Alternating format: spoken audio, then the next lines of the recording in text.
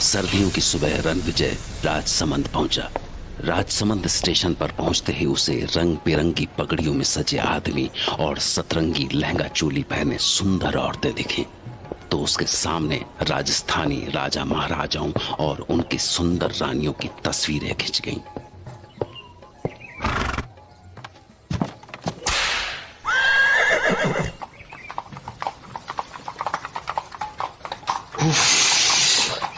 राजसमंद की सर्दी 10-12 डिग्री तो होगा।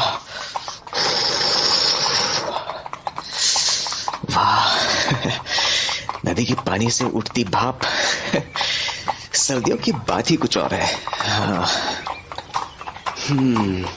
यहाँ पर जरूर ही डैनी डिकोस्टा के महल के बारे में पता चल ही जाएगा। हिंदुस्तान में सबसे ज्यादा अंधविश्वास इसी इलाके में थे। खून पी जाने वाले प्रेत, रात को भेड़िया बन जाने वाले इंसान और न जाने क्या क्या। उसे लगा कि सफर मजेदार होने वाला है।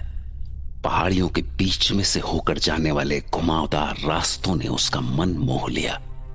जगह जगह दिखने वाले सुंदर किले के नजारे, खूबसूरत वादियां, झीलें और झरनों से टकराकर बहने वाली हवाओं ने उसे जैसे किसी और ही लोक में पहुंचा दिया। वाह, लगता है किसी परियों के देश में आ गया हूं। इतनी सुंदर जगह के बारे में जाने किन बेवकूफों ने ये अंधविश्वास फैलाए होंगे। रानी की सराय, हाँ ये है।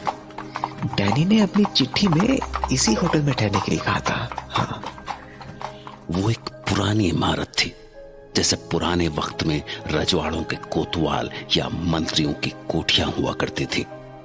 उसके तांगे से उतरते ही एक बूढ़ी औरत निकलकर सामने आई। कम्मा गणेशा। हाय, मैं रणविजय। आ गए तुम? आओ आओ। कैसा लगा हमारा राजसमंद? मैं थारा ही इंतजार कर रही थी। आओ सा, आओ।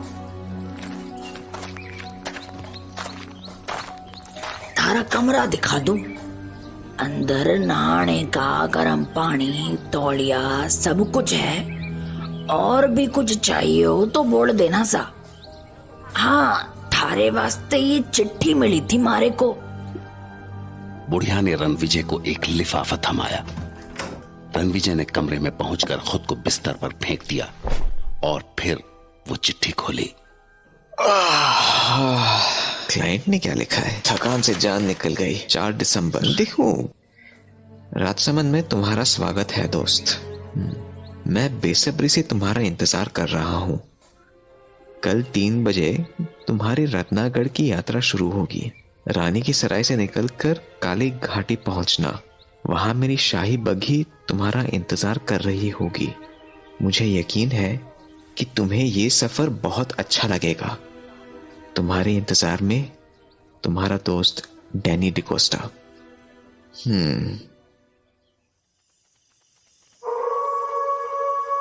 रात रणविजय को बहुत अच्छी नींद आई। सुबह नाश्ता करने के बाद वो आदतन यहाँ की यादों को अपनी डायरी में समेटने लगा और फिर दिन के खाने के बाद वो अपने आगे के सफर के लिए तैयार था।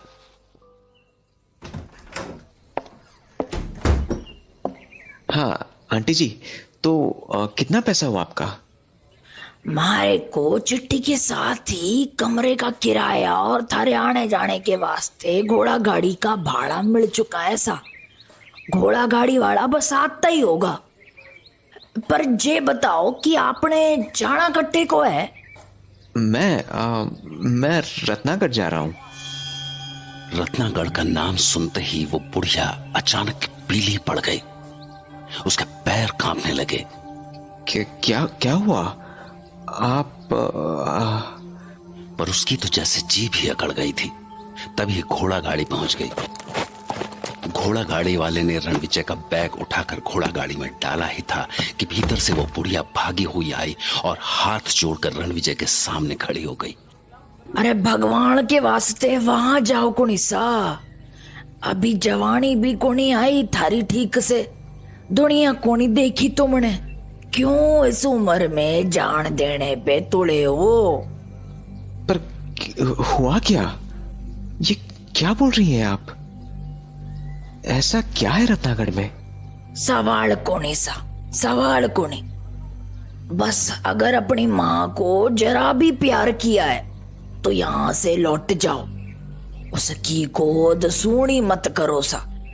और अगर जाना ही है तो किसी और दिन चले जाना। हाँ, किसी और दिन? पर क्यों? आज के दिन में ऐसा क्या है? दिन नहीं, रात सा, रात। माघ की पूर्णमासी है आज। आज की रात 12 बजे काली घाटी के प्रेत धरती पे उतरे सा। धरती पे उतरे हैं सारे प्रेत। रणविजय ने उसकी बातें समझने की कोशिश की, पर घोड़ा गाड़ी वाला इंतजार कर रहा था, इसलिए वो पलटा और घोड़ा गाड़ी में घुस गया। तभी वो बुढ़िया दौड़ी दौड़ी तांगे के पास आई। सुनो सा, अगर अपनी माँ से प्यार करते हो तो ये तावीज पहन लो। ये भूत प्रेत से थारी रक्षा करेगी। अरे मैं इन सब बातों में विश्वास नहीं करता। मेरी खातिर रख लो सा, मैं थारी माँ समानू। मारा दिल रख ले बेटा। रणविजय बुढ़िया की बात टाल नहीं सका और उसने वो ताबीज पहन ली और उसने बुढ़िया को वो ताबीज अपने गले में डालने दी। गाड़ी वाले ने चाबुक चलाई और घोड़ा गाड़ी दौड़ पड़ी। रणविजय ने पीछे पलट कर देखा तो वो बुढ़िया अभी भी हाथ उठाए उसे रुकने को बोल रही थी। रुक जाओ सा, बड़ मानुस का गरे हो। उधर जाओ कोनी, जाओ कोनी उधर। रणविजय को बुढ़िया की बातें उलझन में तो डाल रही थी, पर उसे काम भी पूरा करना था। उसके बॉस और डैनी के बीच एक बड़ी लैंड डील होने वाली थी और इसकी सारी जिम्मेदारी रणविजय पर थी, जिसके लिए उसे रत्नागढ़ पहुंचना ही था। फिर उसने बुढ़िया के दिए हुए ताबीज को छुआ। जाने वो बुढ़िया की बातों पर यकीन कर पा रहा था या नहीं, पर हाँ, वो अंदर से डरा हुआ जरूर था। चिट्ठी में लिखा था सर कि आपको काली घाटी छोड़ना है। जी, आप वहां उतर के करोगे क्या? हाँ जी, वहाँ से मेरे क्लाइंट मिस्टर डैनी डिकोस्टा की तरफ से सवारी आएगी। बहुत खतरनाक जगह सर। काली घाटी प्रेतों की घाटी है। प्रेत का नाम सुनकर रणविजय कांप उठा। रणविजय को समझ में नहीं आ रहा था कि तांगे वाले को रत्नागढ़ पहुंचने की ऐसी क्या जल्दी थी। वो इतनी रफ्तार पर भी ऐसे तीखे मोड़ काट रहा था कि रणविजय की जान गले में आ रही थी। अरे अरे भाई, जरा धीमे चला लो। टांगा पलट गए तो दोनों मर जाएंगे। पर तांगे वाला तो जैसे बहरा हो गया था। तांगा भगाने का जैसे कोई जुनून सा सवार था उस पर। सूरज ढलने लगा था। झींगुरों की आवाज ने माहौल में सिहरन पैदा कर दी थी और कंपा देने वाली ठंडी चांदनी रात के बीच तांगे के आगे लगी 2 लालटेनें रास्ता दिखाने की कोशिश कर रही थी। अरे तांगे वाले, आपको हुआ क्या है? आप क्यों घोड़ों की जान लेने पर तुले हैं? क्योंकि सर, हमें आधी रात से पहले काली घाटी पार करनी है। क्यों? आधी रात के बाद ऐसी क्या आफत आने वाली है काली घाटी में? मौत, मौत का डेरा है काली घाटी।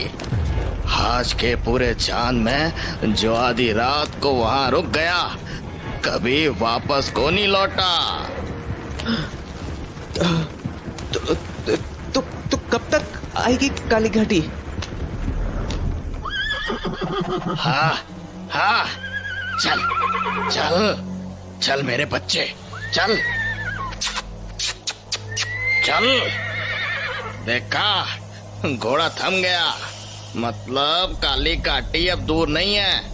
बस कुत्ते यहीं तक रहे। हाँ, क्यों? क्योंकि काली प्रेतों का राज। पर तुम आगे कटे जा रहे से। मुझे रत्नागढ़। क्या?